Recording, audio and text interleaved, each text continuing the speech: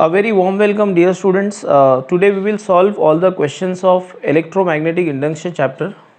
So let us start with the MCQs, and the very first MCQ is: a circular coil of 100 turns with cross sectional area 1 meter square is kept with its plane perpendicular to the magnetic field of 1 Tesla. What is the magnetic flux with the coil?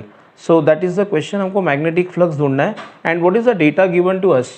The data given to us is, the very first data is, we are being given number of turns. Number of turns is given as 100. Area is given as 1 meter square, and magnetic induction is given as 1 Tesla, and we need to find out the value of flux. Magnetic flux ढूंढना है, correct?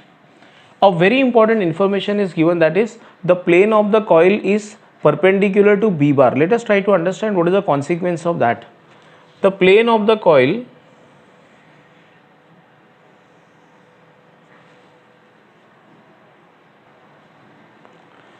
So it is given that the plane of the coil is perpendicular to B bar, and a very important consequence is that the angle between A bar and B bar will be equal to 0.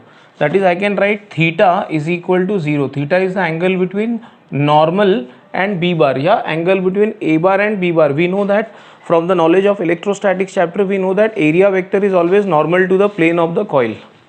So we know flux का formula is, flux is equal to NAB cos theta.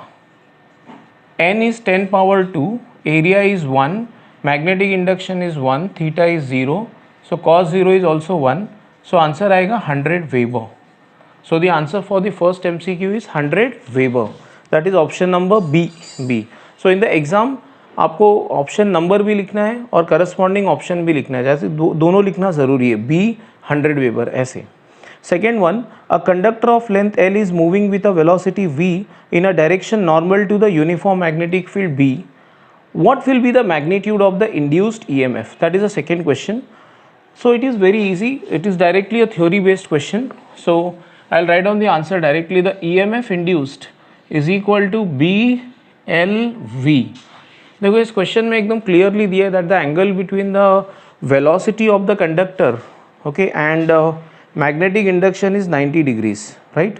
So अगर conductor perpendicular नहीं होता, the conductor was not perpendicular to the magnetic field, if it was not moving perpendicular to the magnetic field, then the formula would have been E equal to BLV sin theta. But in this question it is already given that the conductor is perpendicular, so direct formula आएगा E equal to BLV. Now let us move on to the third MCQ. The third MCQ says that two inductors with inductances 10 millihenry and 20 millihenry are in series. What is the resultant inductance of the combination? Now when inductors are connected in series, the effective resistance is found in the same way as we do it for resistors. जैसे resistors को series और parallel में treat करते हैं, exactly वैसे inductors को भी series और parallel में treat करेंगे. So let us do the third question. Third question is, L1 is given to us, that is the inductor of the first inductance. L1 is 10 millihenry and L2 is 20 millihenry, and both the inductors are connected in series. So L series will be equal to L1 plus L2, that will be equal to 30 millihenry. So that is the answer, 30 millihenry, which corresponds to option number B. Option number B. Let us move on to the fourth MCQ. A current through coil of self-inductance 10 millihenry, that is L is given to us, increases from 0 to 1 ampere in 0.1 second. What is the induced EMF in the coil? E पूछा हुआ है. तो देखो हमको data क्या दिया हुआ है कि फोर्थ क्वेश्चन में डेटा L दिया हुआ है. L is equal to 10 millihenry, which can be written as 10 into 10 power minus 3 Henry, which is equal to 10 power minus 2 Henry, and initial current is 0 ampere, final current is 1 ampere, and time is given. The time taken for this to happen is 0.1 second या 10 raised to minus 1 second भी लिख सकते हैं इसको. EMF पूछा है. जब मैं ऑप्शंस देखता हूँ तो मैं ये देखता हूँ कि ऑप्शन में माइनस वगैरह कुछ दिया हुआ नहीं है. That means they are only interested in the magnitude of the induced EMF, and the magnitude of the EMF induced in an inductor is mod E is equal to L D I by D T, right. हम जानते हैं कि actually बीच में एक minus sign आता है, right, but because options में minus sign नहीं है, ओके, तो इसलिए मैंने मैग्नीट्यूड निकाला ईएमएफ का, अदरवाइज फॉर्मूला तो E equal to minus L D I by D T है। तो ये होगा एल हमारा 10 पावर -2, डी आई मतलब I2 minus I1, change of current, I2 minus I1 upon D T. So 1 minus 0 will be 1. So the answer is 10 power -2 into 1 upon 10 power -1, which is finally 10 power -1 volt या 0.1 volt. Correct. Now let us move on to the fifth and the last MCQ. What is the energy required to build up a current of 1 ampere in an inductor of 20 millihenry? तो current 1 ampere दिया हुआ है और inductor का value दिया हुआ है 20 milli Henry और हमको एनर्जी ढूंढना है, राइट। तो we are given the value of current as 1 ampere, we are given the value of L as 20 milli henry, which I can write as 20 into 10 power -3 henry, और energy पूछा है, energy required to do so. We all know there is a direct formula. Energy stored in an inductor is given by the formula E is equal to half Li square.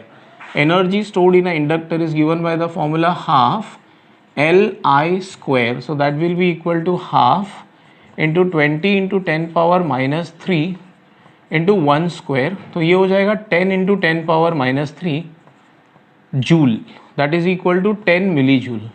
सो ये हमारा 5th MCQ का answer है।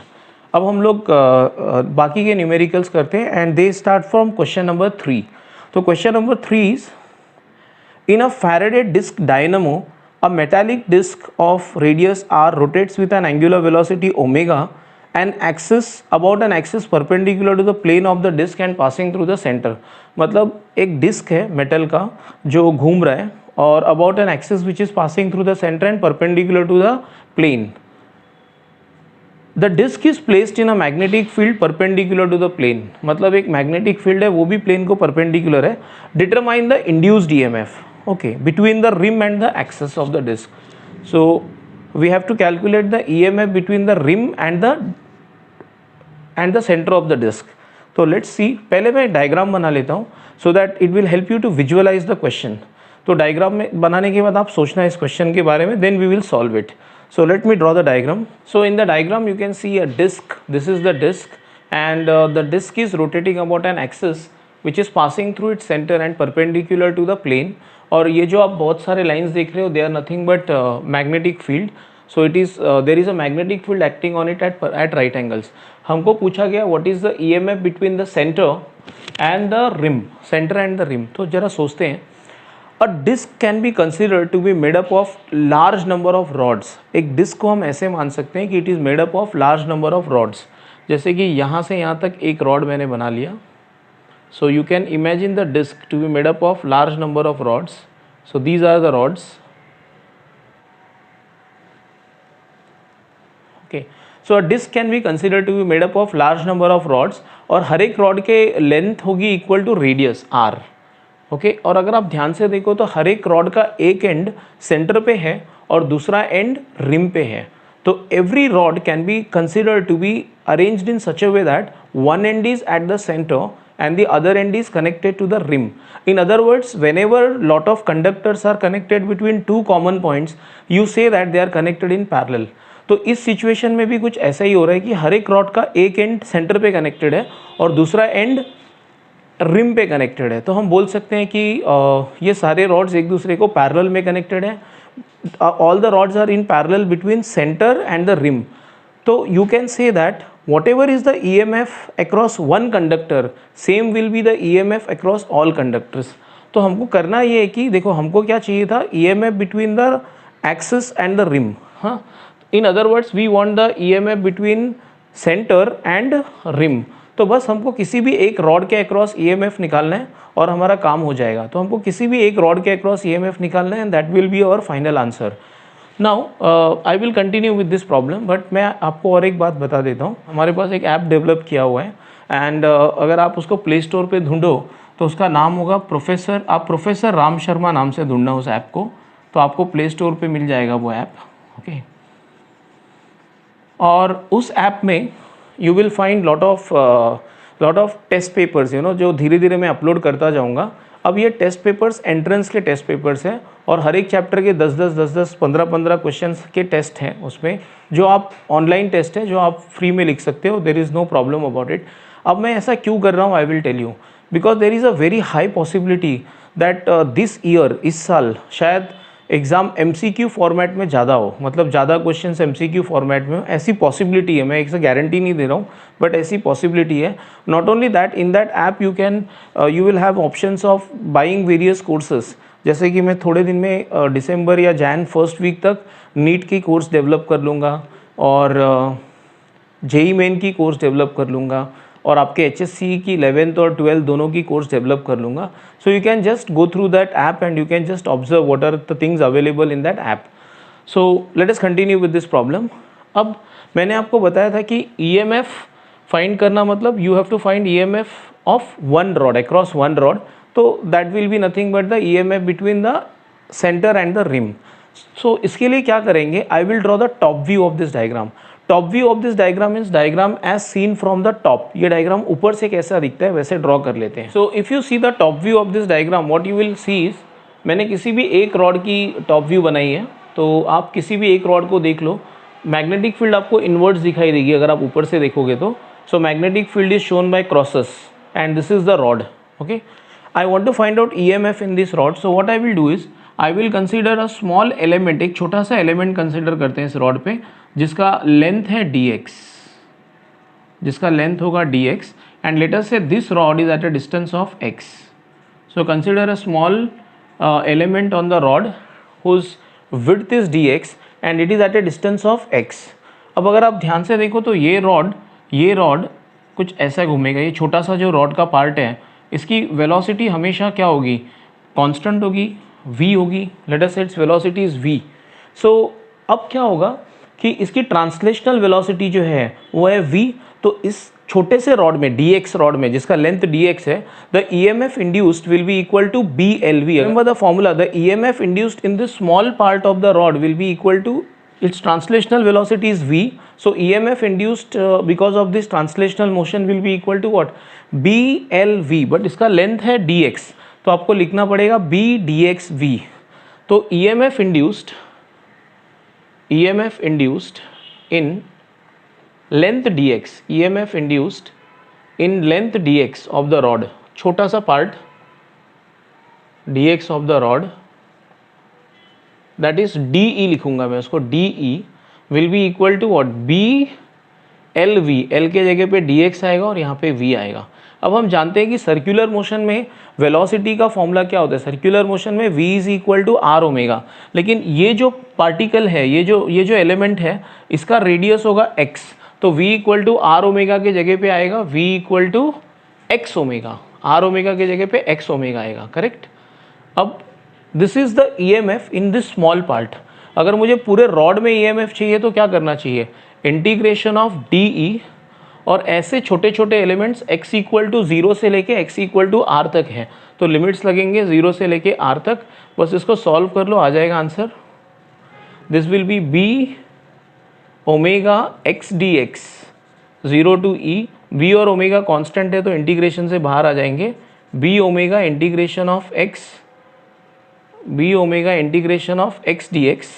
अब integration of x dx हम सब जानते हैं, integration of x dx is nothing but x square by 2. तो ये आंसर आएगा b omega x square by 2, और लिमिट्स है from 0 to r. Right. So this answer will be b omega by 2 bracket में r स्क्वायर माइनस 0 स्क्वायर, या final answer आएगा half b r square omega, half b r square omega.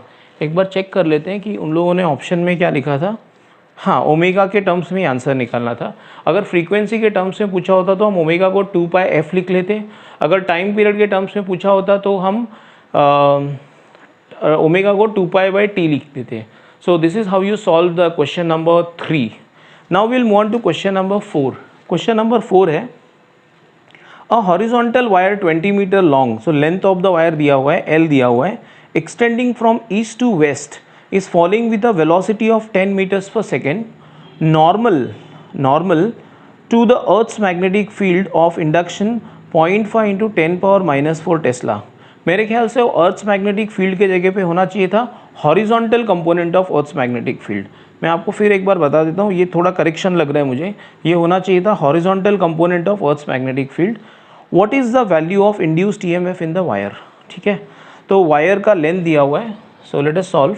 Wire का length दिया हुआ है 20 metre, okay, और velocity दिया हुआ है 10 metre per second, okay. Is normal to earth's magnetic field B H, मैंने बोला उसको बी एच देना चाहिए था, horizontal component of earth's magnetic field which is 0.5 into 10 power minus 4 tesla, और हमको ईएमएफ पूछा है। देखो एक्चुअली क्या होता है, ये सब ये हम जानते हैं कैसे करना है। देखो इसमें फॉर्मूला यूज़ होगा E इक्वल टू BLV, लेकिन क्या क्या हो सकते हैं, अगर वायर गिरेगा नीचे तो उसका स्पीड कंटिन्यूसली बढ़ता जाएगा, तो V चेंज होगा तो E भी चेंज होगा। तो क्वेश्चन में ये भी कहना चाहिए था उनको कि find out the instantaneous EMF at the moment when the velocity is 10, ऐसा बोलना चाहिए था कि हमको तब ईएमएफ चाहिए जब वेलोसिटी 10 है, क्योंकि वेलोसिटी तो चेंज होता होगा as and as the wire keeps on falling the velocity keeps on changing. और दूसरा उनको B को BH बोलना चाहिए था, right. Anyways we will solve this problem. इसके लिए मैं एक डायग्राम बनाता हूँ तो आपको अच्छे से समझ में आएगा कि एग्जैक्टली दिया क्या है सम में और हमको करना क्या है calculate, right. This is the diagram which I was talking about. हमारा wire is along east west direction, wire इस तरह से है ईस्ट वेस्ट डायरेक्शन में, ठीक है, वायर ईस्ट वेस्ट डायरेक्शन में। तो ईस्ट वेस्ट डायरेक्शन में तो definitely the wire will cut north south direction at right angles. अब नॉर्थ साउथ डायरेक्शन में कौन होता है, साउथ से नॉर्थ किसका डायरेक्शन है मैं बता देता हूँ। साउथ से नॉर्थ की तरफ होता है BH, horizontal component of earth's magnetic field. तो होगा क्या, अगर हमारा वायर ईस्ट वेस्ट डायरेक्शन में है, अगर हमारा वायर ईस्ट वेस्ट डायरेक्शन में है और नीचे गिर रहा है, तो it will cut lines of BH at right angles, it will cut lines of BH at right angles. तो EMF इंड्यूस्ड होगा BHLV। At any moment of time the EMF induced will be BHLV। तो EMF का answer आएगा E will be equal to BH into LV, that is equal to 0.5 into 10 power minus 4 into length of the wire is 20 and velocity is 10, तो 200 हो जाएगा, तो 10 power minus 2 volt. This is the answer. The answer is EMF equal to 10 power minus 2 volt. अगर government book को देखो तो आप उसमें आंसर दिया हुआ है 10 मिली वोल्ट, तो मैं थोड़ा इसको कन्वर्ट कर लेता हूँ। There is no need, you can keep the answer like this only. 10 into 10 power minus 3 volt हो जाएगा, that is 10 millivolt, right. So let us move on to question number 5. Question number 5 is a metal disc is made to spin at 20 revolutions per second about an axis passing through its center and normal to its plane. Okay, जैसे question number 3 में हुआ था बस उसी तरह से rotate हो रहा है disc. The disc has a radius of 30 centimeter and spins in a uniform magnetic field of induction 0.2 Tesla which is parallel to the axis of rotation. अगर magnetic field axis of rotation को parallel है, इसका मतलब वो magnetic field जो है वो plane of the इसको परपेंडिकुलर है, okay. Calculate area swept out per second by the radius of the disc, the flux cut per second by a radius of the disc and the induced EMF in the disc. ठीक है, वापस से वही question है जो हम पहले कर चुके हैं, वो डिस्क वाला क्वेश्चन है, राइट। तो देखते हैं question number 5. So you can see in the diagram, this is the situation depicted and what I have drawn is I have drawn the top view. Top view मतलब ऊपर से देखेंगे तो ऐसे दिखेगा और आपको मैग्नेटिक फील्ड कुछ इनवर्ड्स दिखेगा ऐसे, राइट। क्वेश्चन क्या क्या पूछा हुआ है, what is the area swept per unit time, मतलब dA/dt, flux per unit time और EMF पूछा हुआ है। These are the 3 things which are asked to you. So let us first calculate dA/dt। देखो dA/dt कैसे निकालेंगे, सी dA क्या होता है, dA is the area swept by the conductor in time dt, और मैं जानता हूँ in time capital T means time taken to complete 1 revolution. जब टाइम होगा कैपिटल T तो एरिया स्वेप्ट होगा, area swept will be equal to area swept by the conductor will be equal to πr², right. तो dA/dt will be equal to, देखो मैं area जानता हूँ πr² और कितने टाइम में, कैपिटल T में, राइट। और 1/t क्या होता है, 1/t होता है f. तो this answer will be equal to pi r square f, that is equal to 3.142 into r square, that is 9 into 10 power minus 2 into 20. तो ये होगा 180 into 3.142 into 10 power minus 2 which is 1.8 into 3.142, जो काफ़ी easy calculation होगा और answer आएगा 5.65 metre square per second. अब unit इसका मीटर स्क्वायर पर सेकेंड क्यों है, because area upon time metre square upon second. Let us calculate d phi by D t. D phi by D t हम जानते हैं flux का formula है N A B cos theta, but इसमें N तो picture में आएगा ही नहीं, नंबर ऑफ कोई कॉइल थोड़ी है, नंबर ऑफ टर्न्स तो आएंगे नहीं पिक्चर में, और कॉस थीटा भी नहीं आएगा पिक्चर में because the plane of the coil is perpendicular to B bar. तो थीटा विल बी 0, तो कॉस 0 1. तो फ्लक्स के फॉर्मूला में सिर्फ आएगा ए बी, और उसमें भी हम जानते हैं कि बी कांस्टेंट है तो बी डेरिवेटिव से बाहर आ जाएगा, into D A by D T, into D A by D T. तो D A by D T मैंने ऑलरेडी ढूंढ रखा है and B is 0.2, so 0.2 into 5.65. So this answer will be 1.130 या 1.13. अब फ्लक्स का यूनिट होता है वेबर और टाइम का यूनिट होता है second, so the answer is weber per second. So d phi by D t is nothing but weber per second. And the last thing which is asked is E M F. अब हम सब जानते हैं कि ई M F कैसे निकाला जाता है. The magnitude of E M F, अगर ई एम एफ पूछा है तो E is equal to minus D phi by D T, और अगर मैग्नीट्यूड पूछा है तो E equal to mod of D phi by D T, right. और mod of E will be equal to D phi by D T, minus नहीं आएगा. तो मैं मैग्नीट्यूड निकाल लेता हूँ. The magnitude of the induced E M F is given as d phi by D t, that is equal to D phi by D t already निकाल चुका था 1.13 volt. 1.13 volt. Let us move on to question number 6. A pair of adjacent coils have mutual inductance of 1.5, that is nothing but capital M. If the current in one coil changes from 0 to 10 in 0.2 seconds, what is the change of the flux linkage with the other coil? ठीक है, देखो हमको दिया हुआ है question में self mutual inductance दिया हुआ है. Mutual inductance is 1.5 henry. We are also given the current, initial current in the primary that is equal to 0, final current in the primary that is equal to 10 ampere, और हमको time दिया हुआ है E D T दिया हुआ है, right. और पूछा हुआ है what is the flux linkage in the other coil. ठीक है, तो लेट अस सी. अब हमको याद होना चाहिए कि the coil in which the current changes is called as primary coil, and the other coil which experiences the change, जिसमें फ्लक्स चेंज होता है और ईएमएफ जनरेट होता है, उसको बोलते हैं सेकेंडरी कॉइल. तो प्राइमरी कॉइल में पहले करंट 0 था, बाद में 10 एम्पियर था और टाइम दिया हुआ था. The time is given as 0.2 seconds. ये दिया हुआ है हमको, फ्लक्स पूछा हुआ है. Solution it is very easy. Okay, देखो the magnitude of EMF induced in the secondary. The magnitude of EMF induced in the secondary is given by the formula ES is equal to M DIP by dt. Magnitude, okay? और ES को मैं ऐसे भी लिख सकता हूँ d phi s by dt, that is equal to M DIP by dt. तो मैं ये कैंसिल कर लेता हूँ.